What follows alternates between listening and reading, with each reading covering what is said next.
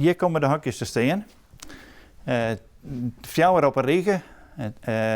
Ik één voor de mensen die in een rolstoel of bij een rollator komen, zodat ze zitten erbij zijn stem brengen kunnen.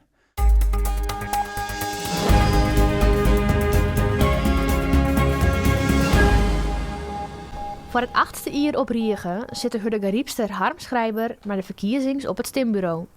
Zijn verste honk is Tjerkebouw een nieuw perspectief in Hurdegariep. Het op één na grootste stembureau van de Tjerkstradiel. Het is altijd een hele gezellige dag.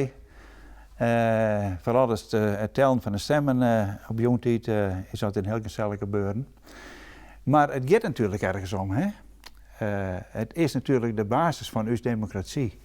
En het is prachtig dat wij natuurlijk in een vrij land leven en dat je vrije verkiezingen gaat kennen. En als ik op zo'n manier daar een beetje aan bijdragen kan, dan doe ik dat met hart en ziel. Mensen helpen bij het stemmen en aan het eind van de joen de stemmen tellen. Het klinkt simpel, maar een stembureaulid maakt ons strenge eisen voldoen. Elk stembureaulid moet ik meedoen aan een verplichte digitale training.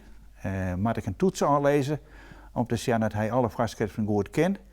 En bij twijfelgevallen weet je wat je doen moet. En kom je er echt naar uit, dan is de voorzitter van het stembureau die de trosslag jammert. Schrijber wie altijd de oudste meewerker op zijn stembureau.